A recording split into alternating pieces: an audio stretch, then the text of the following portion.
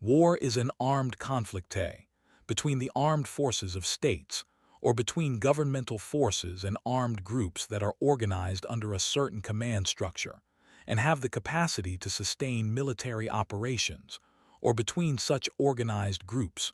2. It is generally characterized by widespread violence, destruction, and mortality, using regular or irregular military forces. Warfare refers to the common activities and characteristics of types of war, or of wars in general. 3. Total war is warfare that is not restricted to purely legitimate military targets, and can result in massive civilian or other non-combatant suffering and casualties. Etymology.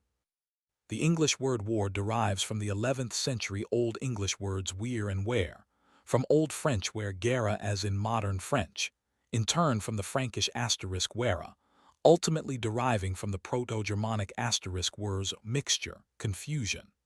The word is related to the Old Saxon waren, Old High German waren, and the modern German verweren, meaning to confuse, to perplex, to bring into confusion. 4. History. Main article, Military History. Cave painting in Galleria del Ruhr, in Morla la Vela depicting archery combat. 5. Anthropologists disagree about whether warfare was common throughout human prehistory, or whether it was a more recent development, following the invention of agriculture or organized states. 6, 7, 8, 9, 10. It is difficult to determine whether warfare occurred during the Paleolithic due to the sparseness of known remains. Some sources claim that most Middle and Upper Paleolithic societies were possibly fundamentally egalitarian 11, 12, 13, 14, and may have rarely or never engaged in organized violence between groups, i.e. war. 15, 16, 17, 18. Evidence of violent conflict appears to increase during the Mesolithic period, from around 10,000 years ago onwards. 6. American cultural anthropologist and ethnologist Raymond Case Kelly claimed that before 400,000 years ago humans clashed like groups of chimpanzees. However, later they preferred positive and peaceful social relations between neighboring groups, such as joint hunting, trading, and courtship. 19. In his book Warless Societies and the Origin of War, he explores the origins of modern wars and states that high surplus product encourages conflict, so raiding often begins in the richest environments. 20. In his 1996 book War Before Civilization, Lawrence H. Keeley, a professor at the University of Illinois, says approximately 90–95% of known societies throughout history engaged in at least occasional warfare. 21. And many fought constantly. 22. Keeley describes several styles of primitive combat such as small raids, large raids, and massacres. All of these forms of warfare were used by primitive societies, a finding supported by other researchers. 23. Keeley explains that early war raids were not well organized, as the participants did not have any formal training. Scarcity of resources meant defensive works were not a cost-effective way to protect the society against enemy raids. 24. William Rubenstein wrote Pre-literate societies, even those organized in a relatively advanced way, were renowned for their studied cruelty. 25. Since the rise of the state some 5,000 years ago, 26 military activity has continued over much of the globe. In Europe, the oldest known battlefield is thought to date to 1250 BC. 27. The Bronze Age has been described as a key period in the intensification of warfare, with the emergence of dedicated warriors and the development of metal weapons like swords. 28. Two other commonly named periods of increase are the Axial Age and modern times. 29. The invention of gunpowder and its eventual use in warfare, together with the acceleration of technological advances, have fomented major changes to war itself. The percentages of men killed in war in 8 tribal societies, and Europe and the U.S. in the 20th century. Lawrence H. Keeley, archaeologist.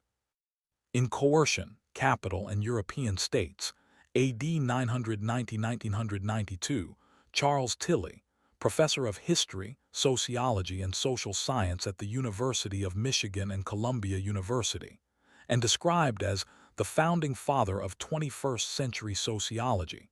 30 argued that war made the state, and the state made war, saying that wars have led to creation of states which in their turn perpetuate war. 132 Tilly's theory of state formation is considered dominant in the state formation literature. 33435. American tanks moving in formation during the Gulf War.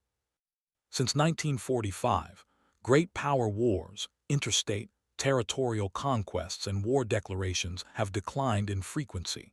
37 wars have been increasingly regulated by international humanitarian law. 37 battle deaths and casualties have declined, in part due to advances in military medicine. 38, and despite advances in weapons. In Western Europe, since the late 18th century, more than 150 conflicts and about 600 battles have taken place, but no battle has taken place since 1945. 39. However, war in some aspects has not necessarily declined. 37 civil wars have increased in absolute terms since 1945. 37. A distinctive feature of war since 1945 is that combat has largely been a matter of civil wars and insurgencies. 40. The major exceptions were the Korean War, the Indo-Pakistani War of 1971, the Iran-Iraq War, the Gulf War, the Eritrean-Ethiopian War, and the Rus-Ukrainian War. Types of warfare. Main article, Types of war.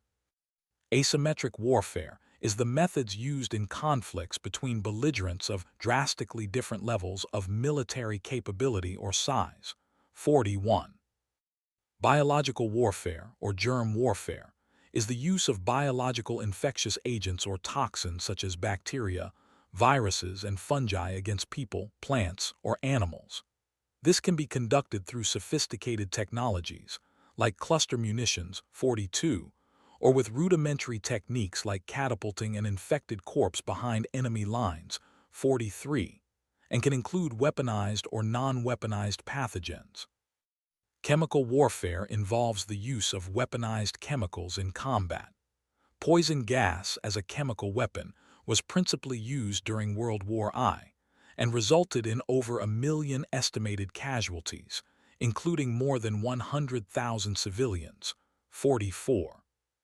Cold warfare is an intense international rivalry without direct military conflict, but with a sustained threat of it, including high levels of military preparations, expenditures, and development, and may involve active conflicts by indirect means, such as economic warfare, political warfare, covert operations, espionage, cyber warfare, or proxy wars. Conventional warfare is a form of warfare between states in which nuclear, biological, chemical, or radiological weapons are not used or see limited deployment. Cyber warfare involves the actions by a nation-state or international organization to attack and attempt to damage another nation's information systems. Insurgency is a rebellion against authority, where irregular forces take up arms to change an existing political order. An insurgency can be fought via counterinsurgency and may also be opposed by measures to protect the population and by political and economic actions of various kinds aimed at undermining the insurgents' claims against the incumbent regime. Information warfare is the application of destructive force on a large scale against information assets and systems, against the computers and networks that support the four critical infrastructures: the power grid, communications, financial, and transportation. 45. Nuclear warfare is warfare in which nuclear weapons are the primary, or a major, method of achieving capitulation. Radiological warfare is any form of warfare involving deliberate radiation poisoning or contamination of an area with radiological sources. Total war is warfare by any means possible, disregarding the laws of war, placing no limits on legitimate military targets, using weapons and tactics resulting in significant civilian casualties, or demanding a war effort requiring significant sacrifices by the friendly civilian population. Unconventional warfare can be defined as military and quasi-military operations other than conventional warfare, 46, and may use covert forces or actions such as subversion, diversion, sabotage, espionage, biowarfare, sanctions, propaganda, or guerrilla warfare. Aims: United States Army soldiers engaged in a firefight with Taliban insurgents during the war in Afghanistan, 2009. Entities contemplating going to war and entities considering whether to end a war may formulate war aims as an evaluation propaganda tool. War aims may stand as a proxy for national military resolve. 47. Definition: Fried defines war aims as the desired territorial, economic, military, or other benefits expected following successful conclusion of a war. 48. Classification: Tangible and intangible aims. Tangible war aims may involve, for example, the acquisition of territory, as in the German goal of Lebensraum in the first half of the 20th century, or the recognition of economic concessions, as in the Anglo-Dutch Wars. Intangible war aims like the accumulation of credibility or reputation. 49 may have more tangible expression. Conquest restores prestige. Annexation increases power. 50. Explicit-implicit aims. Explicit war aims may involve published policy decisions. Implicit war aims. 51 can take the form of minutes of discussion, memoranda, and instructions. 52. Positive-negative aims. Positive war aims cover tangible outcomes. Negative war aims forestall or prevent undesired outcomes. 53.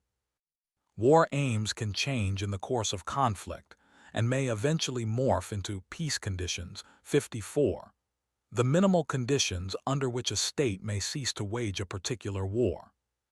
Effects: Global deaths in conflicts since the year 1400. 55. Main article: Effects of war. Conflict zones. When a war takes place, one or more areas within a country or across border becomes a war zone or conflict zone. Daily life is interrupted. Travel to or across the area may be difficult, and international visitors may be advised to leave the area. 56. Casualties. Disability-adjusted life year for war per 100,000 inhabitants in 2004. 57. No data. Less than 100. 100 200. 200 600. 600 1,000. 1,000 1,400. 1,400 1,800. 1,800 2,200.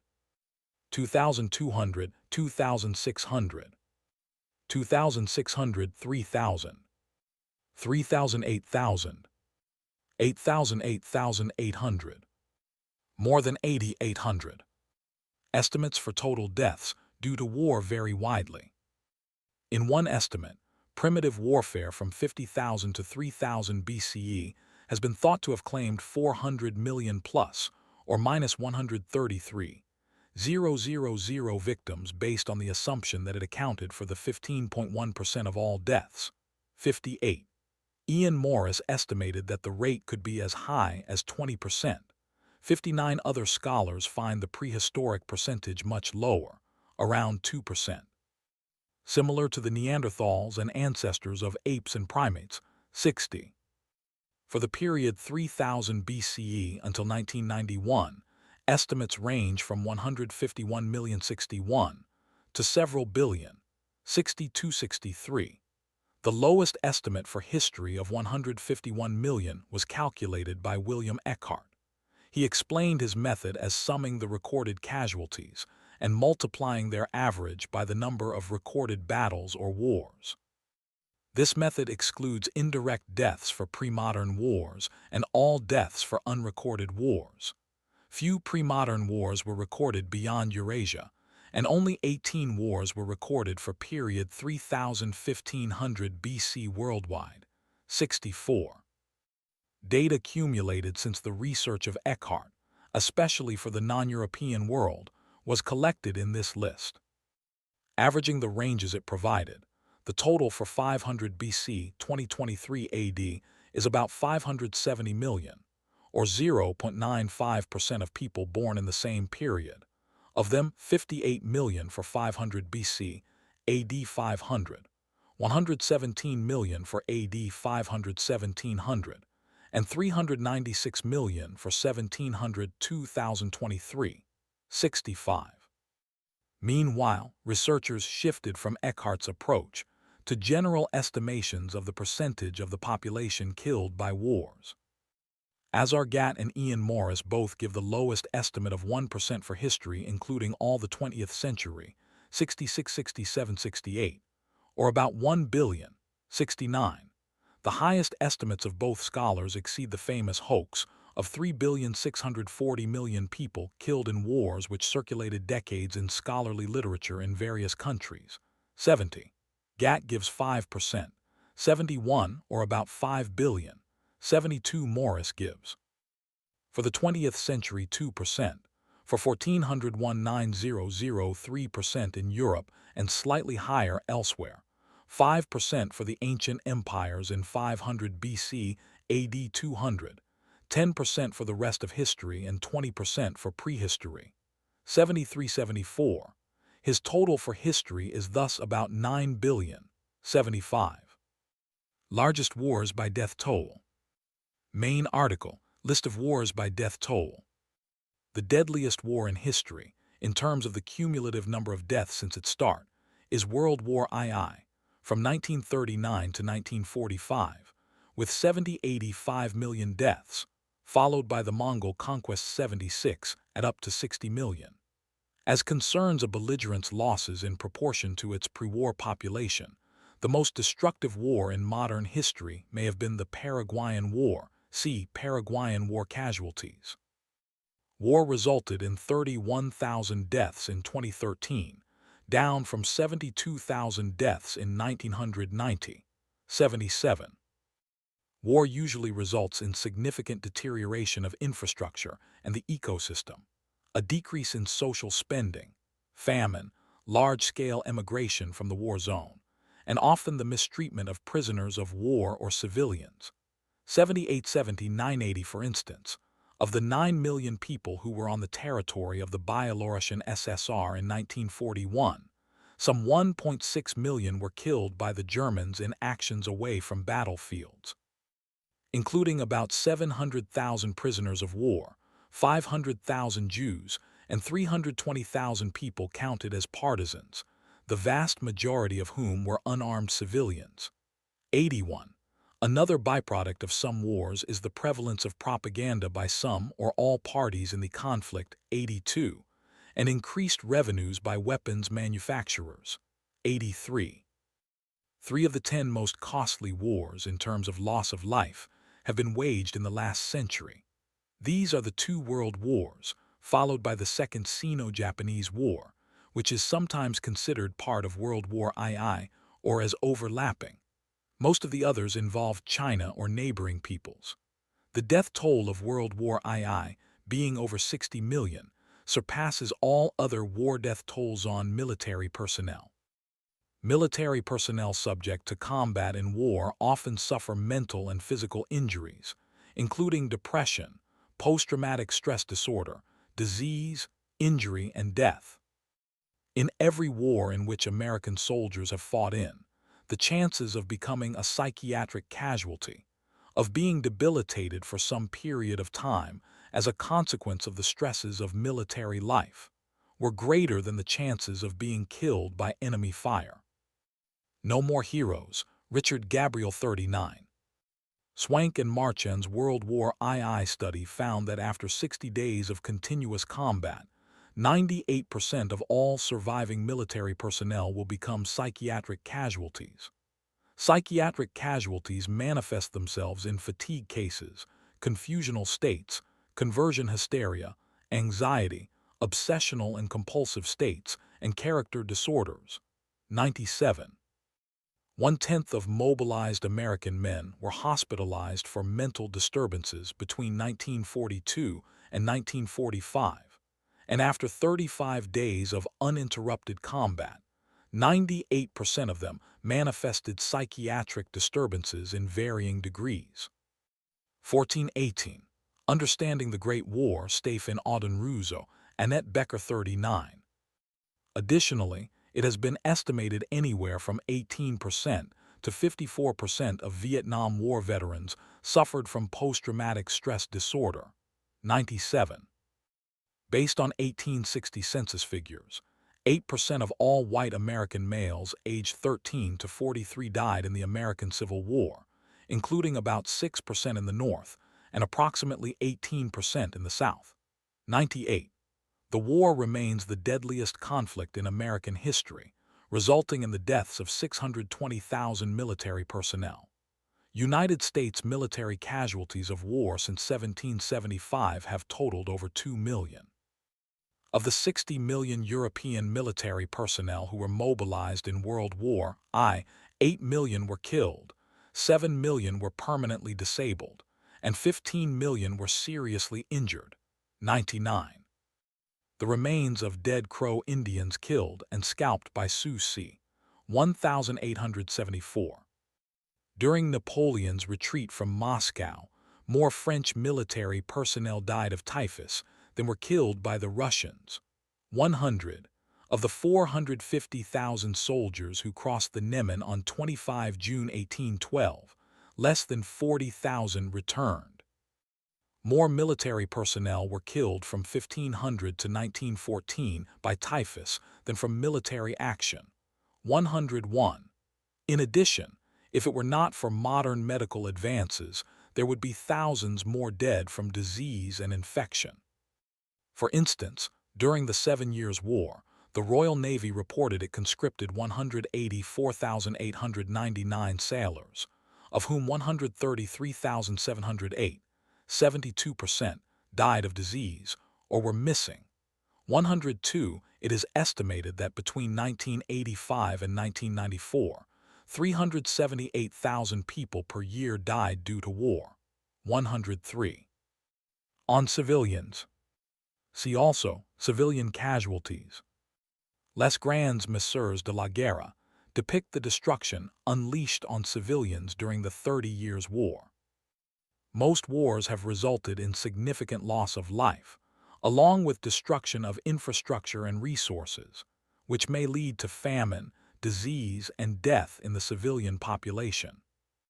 During the 30 Years' War in Europe, the population of the Holy Roman Empire was reduced by 15 to 40%. 105 civilians in war zones may also be subject to war atrocities such as genocide, while survivors may suffer the psychological aftereffects of witnessing the destruction of war. War also results in lower quality of life and worse health outcomes. A medium-sized conflict with about 2,500 battle deaths reduces civilian life expectancy by 1 year and increases infant mortality by 10% and malnutrition by 3.3%. Additionally, about 1.8% of the population loses access to drinking water. 106. Most estimates of World War II casualties indicate around 60 million people died, 40 million of whom were civilians. 107 deaths in the Soviet Union were around 27 million. 108. Since a high proportion of those killed were young men who had not yet fathered any children, population growth in the post-war Soviet Union was much lower than it otherwise would have been. 109. Economic. See also military Keynesianism. Once a war has ended, losing nations are sometimes required to pay war reparations to the victorious nations. In certain cases, land is ceded to the victorious nations. For example, The territory of Alsace-Lorraine has been traded between France and Germany on 3 different occasions. 110. Typically, war becomes intertwined with the economy, and many wars are partially or entirely based on economic reasons. The common view among economic historians is that the Great Depression ended with the advent of World War II. Many economists believe that government spending on the war caused or at least accelerated recovery from the Great Depression, though some consider that it did not play a very large role in the recovery, though it did help in reducing unemployment. 111, 112, 113, 114. In most cases, such as the wars of Louis XIV, the Franco-Prussian War, and World War I, warfare primarily results in damage to the economy of the countries involved. For example, Russia's involvement in World War I took such a toll on the Russian economy that it almost collapsed and greatly contributed to the start of the Russian Revolution of 1917. 115. World War II. Ruins of Warsaw's Napoleon Square in the aftermath of World War II. World War II was the most financially costly conflict in history. Its belligerents cumulatively spent about $1 trillion on the war effort, as adjusted to 1940 prices. 116-117. The Great Depression of the 1930s ended as nations increased their production of war materials. 118. By the end of the war, 70% of European industrial infrastructure was destroyed. 119. Property damage in the Soviet Union inflicted by the Axis invasion was estimated at a value of 679 billion rubles. The combined damage consisted of complete or partial destruction of 1,710 cities and towns, 70,000 villages hamlets, 2,508 church buildings, 31,850 industrial establishments, 40,000 mi, 64,374 km of railroad, 4,100 railroad stations, 40,000 hospitals, 84,000 schools, and 43,000 public libraries. 120. Theories of motivation. See also international relations theory. There are many theories about the motivations for war, but no consensus about which are most common. 121. Military theorist Karl von Clausewitz said, "Every age has its own kind of war, its own limiting conditions, and its own peculiar preconceptions." 122. Psychoanalytic.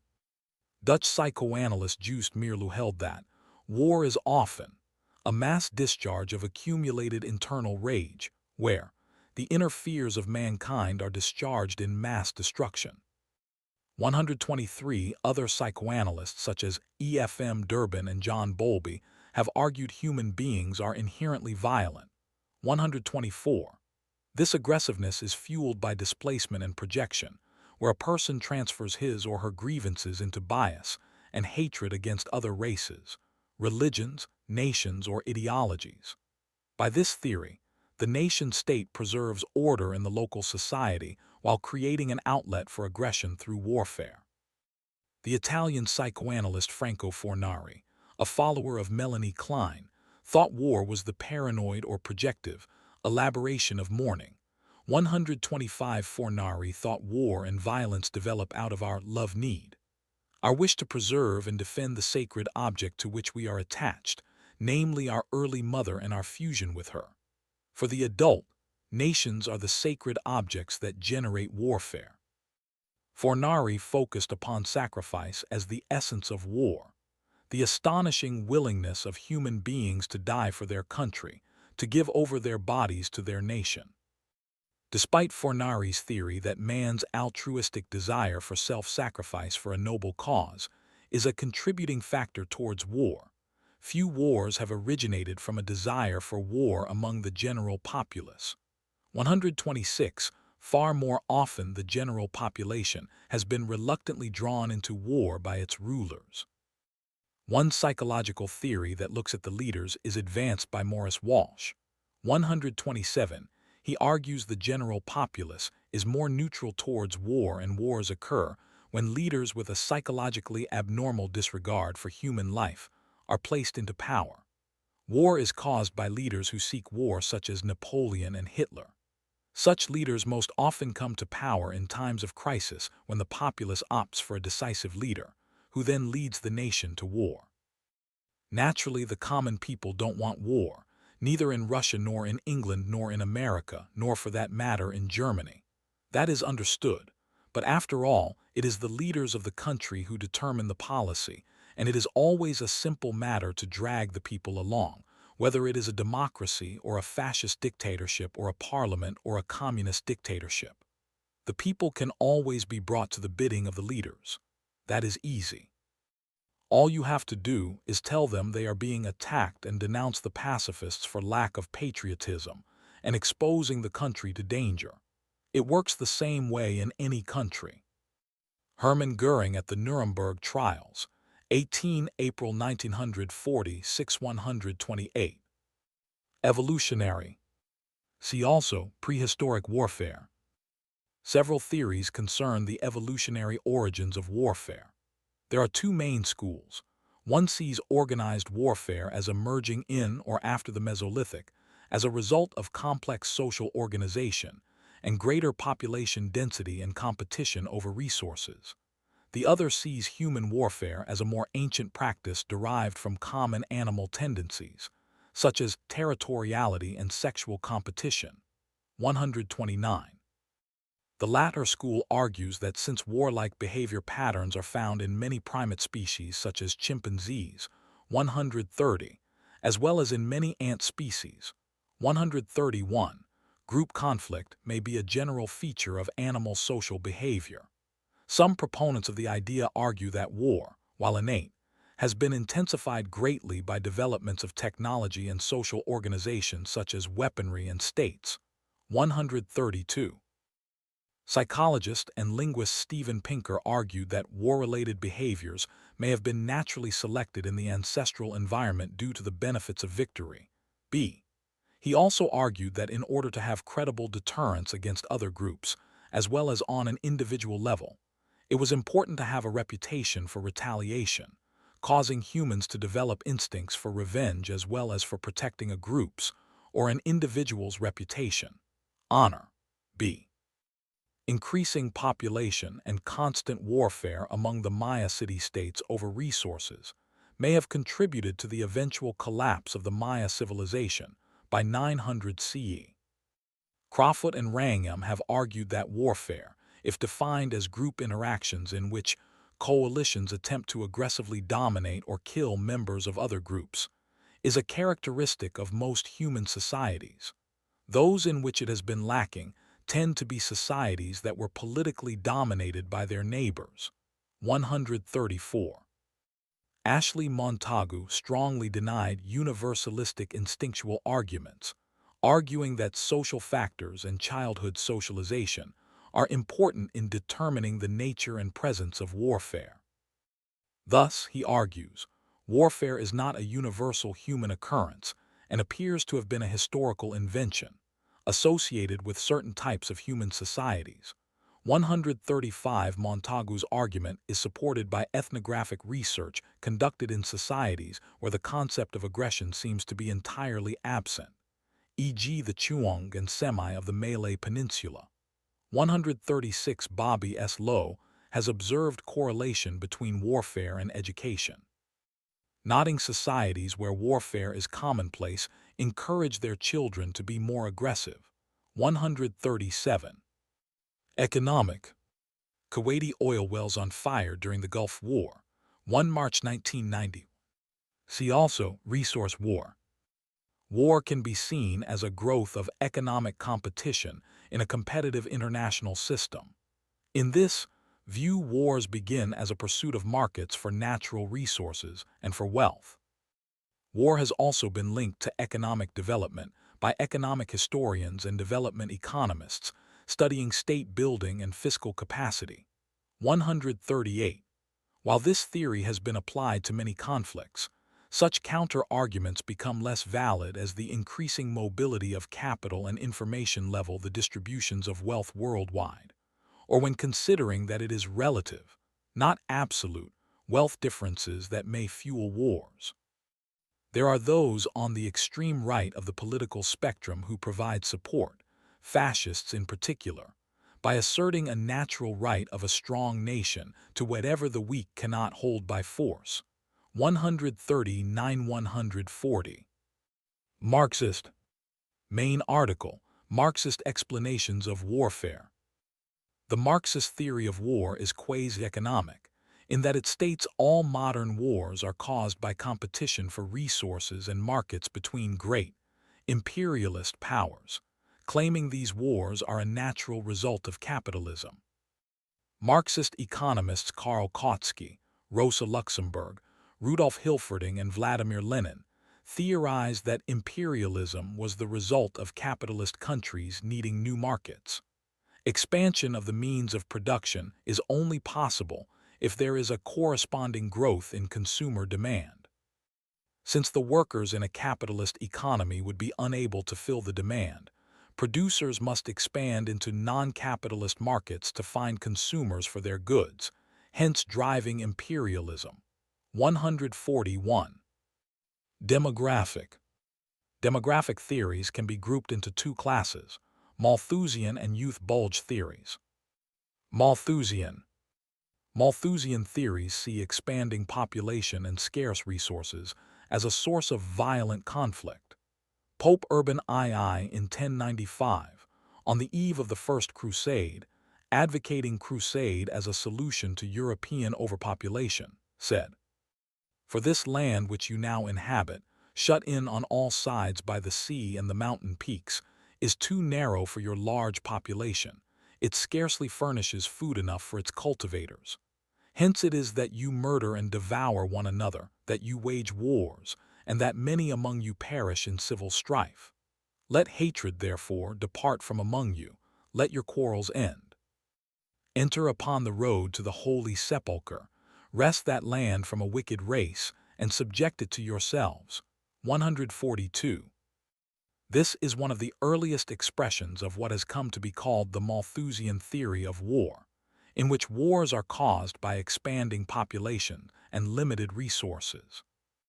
Thomas Malthus, 1766–1834, wrote that populations always increase until they are limited by war, disease, or famine. 143. The violent herder-farmer conflicts in Nigeria, Mali, Sudan, and other countries in the Sahel region have been exacerbated by land degradation and population growth. 144-140, 146. Youth bulge. Median age by country. War reduces life expectancy. A youth bulge is evident for Africa, and to a lesser extent in some countries in West Asia, South Asia, Southeast Asia, and Central America. According to Heinsohn, who proposed youth bulge theory in its most generalized form, a youth bulge occurs when 30 to 40% of the males of a nation belong to the fighting age cohorts from 15 to 29 years of age. It will follow periods with total fertility rates as high as 4-8 children per woman, with a 15-29-year delay. 147–148. Heinsohn saw both past Christianist, European colonialism and imperialism, as well as today's Islamist civil unrest and terrorism, as results of high birth rates producing youth bulges. 149.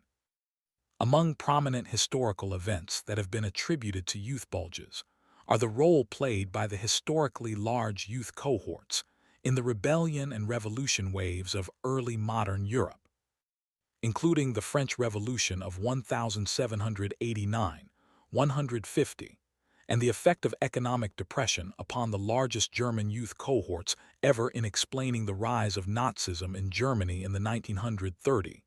151. The 1994 Rwandan genocide has also been analyzed as following a massive youth bulge. 152. Youth bulge theory has been subjected to statistical analysis by the world Bank 153, Population Action International 154, and the Berlin Institute for Population and Development 155. Youth bulge theories have been criticized as leading to racial, gender, and age discrimination. 156. Cultural. Jeffrey Parker argues that what distinguishes the Western way of war, based in Western Europe, chiefly allows historians to explain its extraordinary success in conquering most of the world after 1500. The Western way of war rests upon 5 principal foundations: technology, discipline, a highly aggressive military tradition, a remarkable capacity to innovate and to respond rapidly to the innovation of others, and, from about 1500 onward, a unique system of war finance. The combination of all 5 provided a formula for military success. The outcome of wars has been determined less by technology than by better war plans, the achievement of surprise, greater economic strength, and above all superior discipline. 157. Parker argues that Western armies were stronger because they emphasized discipline, that is, the ability of a formation to stand fast in the face of the enemy, where they're attacking or being attacked, without giving way to the natural impulse of fear and panic. Discipline came from drills and marching in formation, target practice, and creating small artificial kinship groups, such as the company and the platoon, to enhance psychological cohesion and combat efficiency. 158. Rationalist.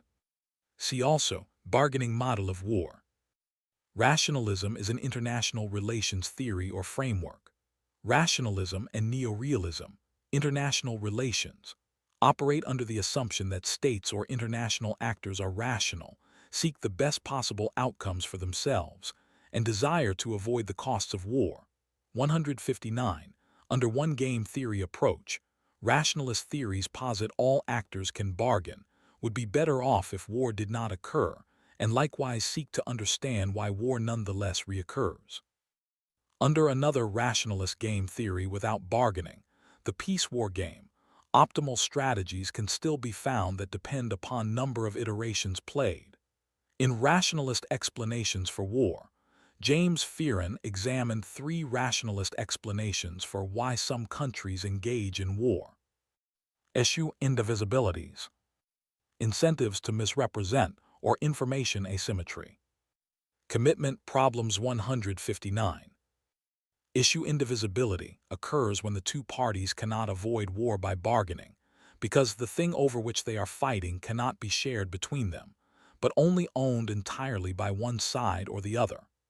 Information asymmetry with incentives to misrepresent occurs when 2 countries have secrets about their individual capabilities and do not agree on either, who would win a war between them, or the magnitude of state's victory or loss.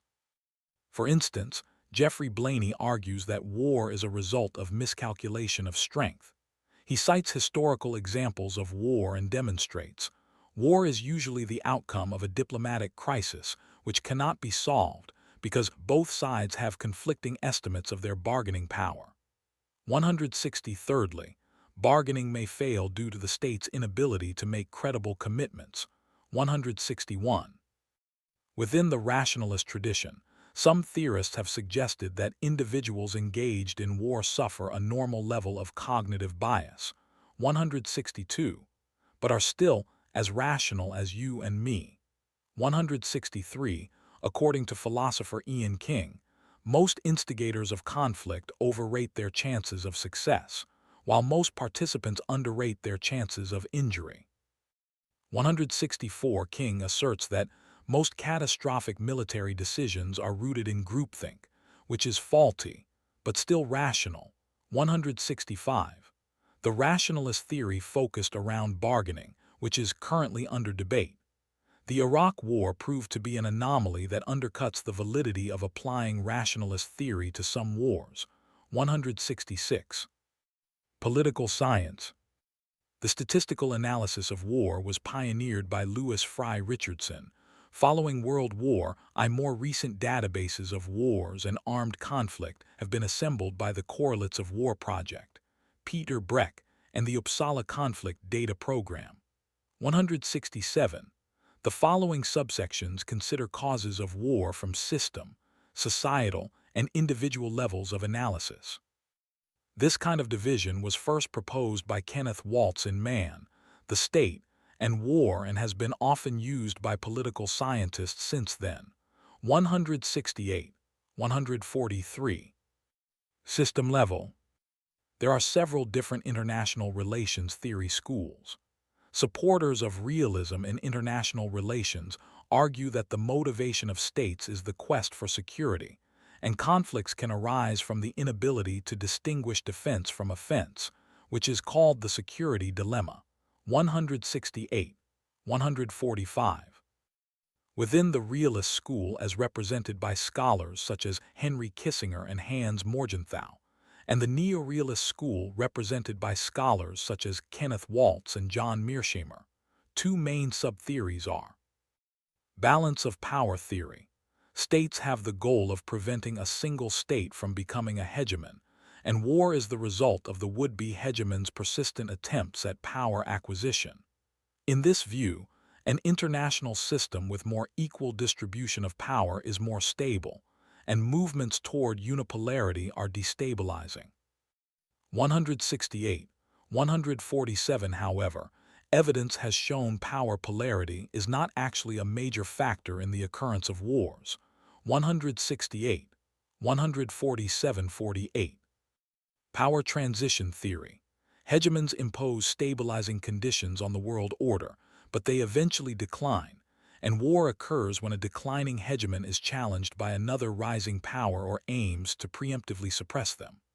On this view, unlike for balance of power theory, wars become more probable when power is more equally distributed. This power preponderance hypothesis has empirical support. 168. 148. The two theories are not mutually exclusive and may be used to explain disparate events according to the circumstance. 168. 148. Liberalism, as it relates to international relations, emphasizes factors such as trade and its role in disincentivizing conflict, which will damage economic relations. Critics respond that military force may sometimes be at least as effective as trade at achieving economic benefits, especially historically if not as much today. 168. 149. Furthermore, trade relations which result in a high level of dependency may escalate tensions and lead to conflict. Empirical data on the relationship of trade to peace are mixed, and moreover, some evidence suggests countries at war do not necessarily trade less with each other. 168. 150. Societal level. Diversionary theory, also known as the scapegoat hypothesis, suggests the politically powerful may use war as a diversion or to rally domestic popular support. 168. 152. This is supported by literature showing outgroup hostility enhances in-group bonding, and a significant domestic rally effect has been demonstrated when conflicts begin. 168. 152-13. However, studies examining the increased use of force as a function of need for internal political support are more mixed. 168. 152-53. U.S. Wartime presidential popularity surveys taken during the presidencies of several recent U.S. leaders have supported diversionary theory. 169. Individual level. These theories suggest differences in people's personalities, decision-making, emotions, belief systems, and biases are important in determining whether conflicts get out of hand. For instance, it has been proposed that conflict is modulated by bounded rationality and various cognitive biases. 168.